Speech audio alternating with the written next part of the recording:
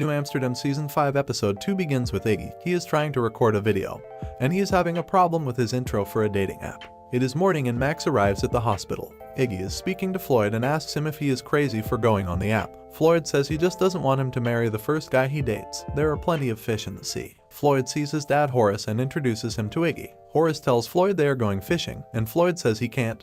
He is sorry. Horace tells him to suit himself, but don't say he didn't try. Horace walks away and Iggy says he can't control how love walks into his life. Floyd changes his mind and his dad is thrilled. Lauren is thrilled that Leela is finally moving out. Lauren sees a patient that has no money for meds. She gives what she has in her pocket and tells her to go buy her meds. Afterward, Lauren has no money for coffee and asks Max to spot her. She tells him that she gave her patient money for meds and there are many more out there like her. A man comes into ER. His name is Cannon and is not feeling his hands. The accident he was in crushed his shoulder. They have to put him into surgery, but they have to amputate his right arm to save him. He says no way, there must be some other way. He tells them they don't have his permission. He doesn't want his arm taken, and he would rather die. Elizabeth is the attending doctor and she calls in Iggy to declare the man mentally incompetent so she can give him life-saving surgery. Iggy looks at the patient and tells Elizabeth that the patient is the starting pitcher for the Brooklyn Cyclones. Max has a plan to reduce the number of $5,000 what it costs when a patient walks through the door to $50. He wants them to fund a one-day pilot program, and if he proves the savings, they can save a lot of money. He gets his approval from Karen and the board. Max installs an ATM machine and says it is going to change lives. Karen says, "Oh God." Iggy goes to speak to Cannon and asks him some questions. Iggy tells him that it is his job to see if he is of sound mind because he is refusing life-saving surgery. Cannon says his team is his family. Cannon says pitching is his life, his calling. He says he knows what he is choosing. Without pitching, he doesn't want to live. Iggy goes back to Elizabeth and tells her to cancel the surgery. A kid comes into ER. His name is John and he looks badly hurt. Keeps saying he is sorry. Then, one of the medics, Mike, falls to the floor who brought him in. Max's machine is in use. A woman is trying to use it and the machine runs out of funds. He apologizes and says it was a pilot project. Floyd and Horace are fishing. Floyd has something and doesn't know what to do. His father says run. A security officer saw the two and they were trespassing.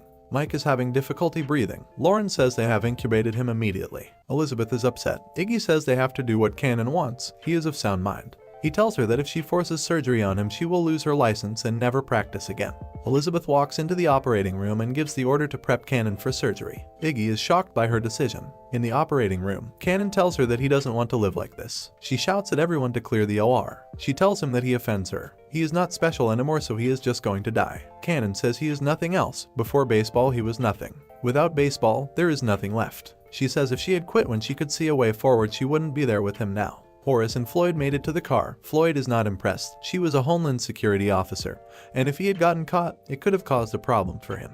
His father wants to go back, but Floyd doesn't want to. Horace says he came to go fishing and that is what he is going to do. Max tells the board that his pilot project was a success. They don't like what the people are using the money for. Karen is upset that he is saying his big innovation is giving handouts and there is zero accountability. Max says they are real people with real problems. Max says this is preventative care. Karen says he wants New Amsterdam to give away free money. She tells him to shut it down. Mike is not doing well. He is going into cardiac arrest. Mark is with Lauren. They can't get any oxygen in. She calls his time of death. They couldn't save him. Lauren goes and tells his paramedic partner they did everything they could, and he is done. Floyd tells Iggy that playing hooky with his dad was a mistake.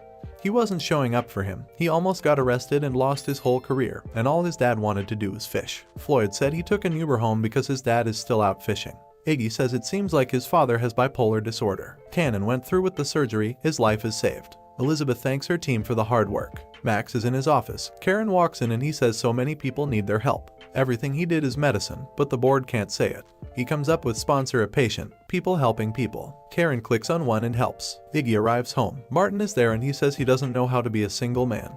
He is bad at it. He shows his profile and says nobody swiped. Martin says his profile was set to only matches over 90 years old. Lauren goes to pick up her things. She says there has been a change of plans and she may need to crash there. Max tells Elizabeth she has been there for him when he needed her the most and he is grateful. She says they are friends and the episode ends.